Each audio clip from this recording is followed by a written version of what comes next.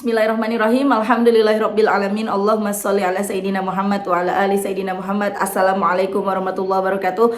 Halo teman-teman, apa kabar? Mudah-mudahan teman-teman selalu dalam lindungan Allah Subhanahu wa taala. Amin ya rabbal alamin. Alhamdulillah, kali ini aku akan sharing lagi pengalaman sholawat dari teman-teman kita. Buat kalian yang punya testimoni sholawat, silahkan kirimkan testimoni kalian ke email aku meliza.arnelia@gmail.com, atau teman-teman bisa yang nggak tahu caranya gimana sih kirim email, bingung, ini caranya. Nah, kamu klik Gmailnya, kemudian kamu klik tulis. Nah, di kepada tuh kamu masukin atau ketik email yang kamu tuju. Email aku meliza.arnelia@gmail.com. Kalau udah, kamu ketik di bagian subjek itu judulnya testimoni, atau dikosongin juga boleh. Nah, ditulis email baru kamu ketik testimoninya. Di situ bisa kirim panjang kayak apa juga bisa. Jadi jangan ngetiknya di subjek ya, karena banyak yang kirimnya di subjek, akhirnya kepotong-potong testimoninya gitu. Gampang kan teman-teman? Kalau udah, kalian klik bagian kanan atas tuh yang warna biru, ada panah ke samping kanan gitu, ada gambar panah ke kanan gitu, itu diklik. Nah, kalau itu diklik, itu sudah terkirim. Nanti ada notifnya kok terkirim tuh ya kan? Gampang kan? Dan buat teman-teman yang belum punya buku ini, jangan pernah lelah ada nikmat di setiap sholawat. Dan jangan pernah lelah sholawat, yakinlah semua akan baik-baik aja. Kedua buku ini buku aku teman-teman. Kalau kalian mau beli, bisa beli di Gramedia, atau teman-teman bisa klik linknya nanti di deskripsi box. Yang tinggal di luar negeri, beli e-booknya aja, nanti klik aja linknya di deskripsi box. Insya Allah buku ini bisa nambah semangat kita bersholawat ya. Kedua buku ini apa bedanya? Intinya ini buku beda teman-teman. Bedanya ya kisahnya beda, nggak mungkin isinya sama ya, namanya juga beda buku ya teman-teman. Insya Allah bikin semangat deh pokoknya ya. Buat kalian yang mau punya tasbih cantik seperti ini tasbih Iqibla Swarovski, ada love-nya, dan ini bisa di charger. Kalau kalian mau beli langsung aja ke mm.official1 atau klik linknya di deskripsi box. Yang mau jilbab kayak gini nih, ini jilbabnya bagus banget. Aku kasih lihat cara pakainya bentar-bentar. Aku punya warna lain ya. Ini yang aku pakai warna muka. Ini ada warna toskanya, hijau toska. Ini begini doang teman-teman. Ini jilbab instan oval nih, makanya gini doang. Gini. Kalian bisa pakainya gini aja untuk nutupin pipi cabi, atau kalau yang model zaman sekarang begini, diginiin ya. Tuh. Gampang kan, nggak perlu pakai pentul lagi, buru-buru mau jemput anak, buru-buru ada tukang sayur lewat, udah langsung aja gini tuh. Cakep kan? Dan dia bahannya bahan jersey ya, tuh. Cakep banget dan anti lecak. Ini kita pakai ini juga bagus nih kerudungnya, ya kan? Masya Allah banget deh. Langsung aja teman-teman kalau mau beli, klik linknya di deskripsi box. Nah, kisah kali ini dari Mbak M di Tangerang. Mbak M ini mulai mengenal sholawat di tahun 2021. Pada saat itu lagi sering berantem sama mantan suaminya.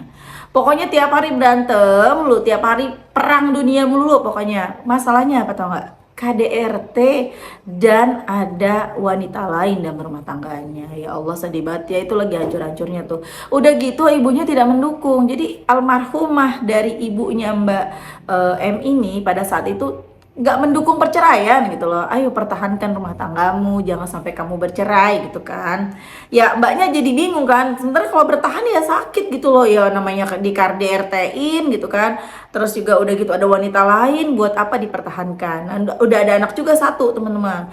Dan akhirnya mbaknya memutuskan untuk bercerai. Jadi September 2021, September 2021 mbaknya fix resmi bercerai dari mantan suaminya yang toksik itu. Mbak M ini kerja di bank BUMN teman-teman. Jadi hari-harinya udah deh sibuk kerja aja gitu loh. Anak sama ibunya dijagain ibunya. Pokoknya fokus kerja cari uang buat kehidupan Mbak M dan anaknya. Dan terus bekerja sampai akhirnya ketemu sama teman lamanya teman-teman. Tapi Mbak M tetap baca salawat di sini ya, cuman nggak dihitung. Pokoknya katanya baca salawat cuma nggak dihitung, baca salawat aja buat tenangin hati. Mbak M ketemu sama teman lamanya, dan teman lama ini benar-benar serius mau nikah sama Mbak M.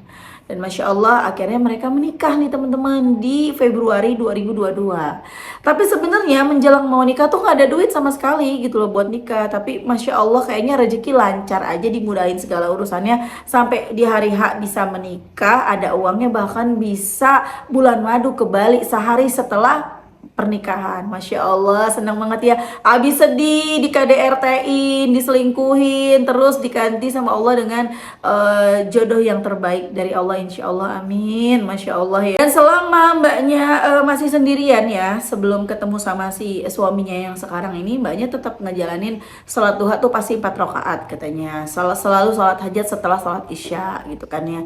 Baca sholawatnya nggak dihitung katanya, sampai akhirnya menikah dengan suaminya yang sekarang. Ya begitulah kehidupannya, abis sedih, di KDRT-in, diselingkuhin, akhirnya bercerai, hidup sendirian. Sedih dong, sedih banget tuh, hancur banget tuh. Tapi akhirnya Masya Allah bahagia lagi ketemu dengan suami yang sekarang, bisa menikah, bisa jalan-jalan ke Bali. Panas gak tuh mantannya ya? Panas gak tuh pelakornya tuh yang ono tuh ya? Ya ampun, Mbak Mili gosip ya.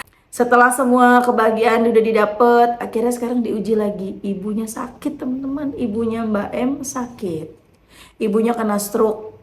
Kena stroke yang sebagian tubuhnya ini nggak bisa bekerja dengan normal, sehingga ya nggak bisa jagain anaknya lagi kan teman-teman. Kemudian pokoknya sakit-sakitan, bolak-balik ke rumah sakit. Harapan kita juga karena jantungnya kronis. Sampai akhirnya di 2023, di awal 2023, ibu dari Mbak M meninggal dunia. Patah hati, hancur tuh. Itu yang paling hancur teman-teman ya. Kehilangan orang yang kita sayangi, apalagi ibu kita, kayak separuh jiwa kita tuh hilang. Dan itu lukanya bakalan lama banget, gak kering-kering, karena itu yang aku rasain tuh teman-teman. Tapi ya mau gimana lagi, sudah takdirnya Allah. Tapi banyak juga loh teman-teman yang udah baca sholawat terus ditinggal sama orang yang disayangin, katanya itu ujian gara-gara baca sholawat. Enggak, kalau umur itu udah ditentukan sama Allah, udah takdir. Jadi jangan sakut pautkan, jangan kaitkan sholawat dengan umur seseorang. Kemudian gak berhenti sampai di situ, mbaknya mencoba untuk KPR rumah teman-teman, karena ya mau beli cash nggak punya duit. Akhirnya ya udah deh kredit rumah, KPR katanya mau KPR. Tapi sebenarnya sih sayang ya, KPR tuh sebaiknya teman-teman jangan, karena itu riba teman-teman, karena kita akan menjalani ya kesusahan-kesusahan berikutnya gitu kan. Dan mbaknya akhirnya mengambil KPR, nggak diterima, ditolak. Aneh tuh, ditolak gitu loh. Ditolak sama banknya, padahal mbaknya orang bank ya, tapi ditolak gitu kan. Ya sebenarnya itu jalan dari Allah loh mbak, dari sholawatmu, dari semua yang kamu kerjakan, sebenarnya itu jalan. Cuman ya mbaknya kepengennya tetap, ya udah Allah mah ngabul-ngabulin aja, ya udah kalau kamu maunya begitu ya dikasih sama Allah. Akhirnya nggak lama dihubungin sama pihak bank, di ACC tuh KPR rumah. Akhirnya sekarang punya rumah KPR ya, boleh KPR. Dan Masya Allahnya lagi, mbaknya terketuk hatinya untuk berhenti kerja. Karena mbaknya merasa, aduh aku nih tiap hari dapat uangnya riba nih. Aku kerjanya di bank BUMN gitu kan. Aku kayaknya nih udah mau berhenti kerja aja deh. Akhirnya mbaknya berhenti. Mbaknya nangis terus katanya tiap hari. Akhirnya mbaknya berhenti kerja, diizinin sama suaminya untuk berhenti kerja. Dan Masya Allahnya lagi teman-teman, ya abis sedih seneng begitu terus ya. Mbaknya rumah dari peninggalan mertua itu laku teman-teman. Katanya udah bertahun-tahun diiklanin gak laku-laku. Udah diiklanin, ditaruh di sosmed, di OLX, itu gak laku-laku. Tapi Masya Allah, akhirnya rumahnya laku, walaupun dicicil katanya bayarnya dalam kurun waktu 1 tahun, dan uang hasil penjualan itu dipakai buat modal usaha Bimba. Jadi mbaknya Oktober nanti nih sebentar lagi ya launching buka Bimba. Minta doanya dari teman-teman, semoga Bimbanya nanti lancar, berkah, banyak muridnya, besar, amin. Bahkan buka cabang di mana-mana ya mbak, amin amin ya rabbal alamin. Gak ada yang gak mungkin bagi Allah ya. Dan satu pesan aku buat mbaknya dan semua teman-teman, kalau kepengen beli sesuatu usahakan jangan kredit. Kalau ada beli, kalau nggak ada nggak usah. Teman-teman yang lagi pada kepengen ngambil rumah ya, kalau nggak sanggup nggak usah kredit rumah. Aku di sini teman-teman ngontrak 1 juta per bulan, bayarnya per 6 bulan, 6 juta per bulan. Kalau aku mau kredit bisa banget ngambil KPR rumah, bisa banget. Di sini rumahnya murah-murah teman-teman, 200 juta, 250 juta, murah-murah rumah di Banjarmasin. Karena memang bawahnya itu dia apa ya, air gitu loh, kayak kayu gitu, bawahnya ada airnya gitu, kayu kayak gitu kan. Itu murah-murah banget rumahnya. Kalau dulu sebelum aku tahu riba, aku mikirnya dulu tuh waktu di Samarinda, kan aku juga ngontrak di sana ya. Udah ayolah daripada kita ngontrak, kataku sayang duitnya. Aku di sana tuh kontraknya pada saat itu 18 juta per tahun. Iya kali 18 juta per bulan, sultan dong ya. 18 juta per tahun. Aku bilang sama suami aku, udahlah kita beli aja, nanti keburu tua kita nggak bisa KPR loh, susah loh kalau udah tua mau KPR nggak diterima. Udah sekarang kita KPR aja. Dengan PD-nya ya kita ambil yang cicilannya tuh 6.500.000 sampai 7 jutaan per bulan dalam kurun waktu 10 tahun. Dengan PD-nya aku sama suami aku, iya kita mah nggak usah nyampe 10 tahun lah, 5 tahun lunasin. Suamiku bilang nggak usah 5 tahun, 3 tahun aja lunasin udah. Tapi apa yang terjadi? Setahun kemudian ya tiba-tiba suami aku berhenti bekerja. Tahu-tahu kita nggak bisa bayarnya, jadi terseok-seok teman-teman. Rezeki seret banget teman-teman. Hampir aku lepas itu rumah, cuman karena suami aku nggak mau, itu perjuangan dia juga ya, boleh nyicil rumah ya udah. Kita terus jalanin tuh bayar rumah, cicilan rumah. Walaupun ya terseok-seok, bertahun-tahun terseok-seok teman-teman. Tuh teman-teman, jadi kalau bisa jangan riba. KPR itu riba ya, jadi nggak usah deh. Kecuali ada nih di Tarakan itu ada ya perumahan ya, namanya perumahan Haji Amir di daerah bukan Pasir Putih, itu daerah mana ya? Aku udah lupa. Baru sebentar ditinggalin udah lupa. Nah di sana itu ada orang kaya namanya Haji Amir, dia bangun perumahan.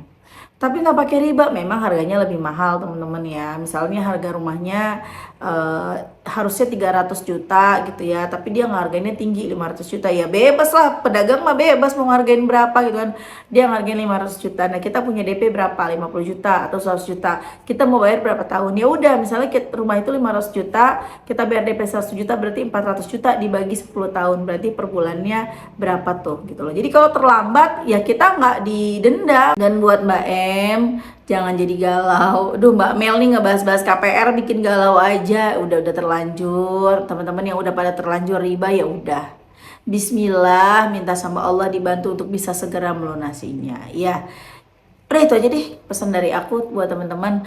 Oke teman-teman, makasih udah nonton. Semoga bermanfaat, menjadi motivasi buat teman-teman. Kita doakan semoga Mbak M nanti lancar bimbanya ya, amin.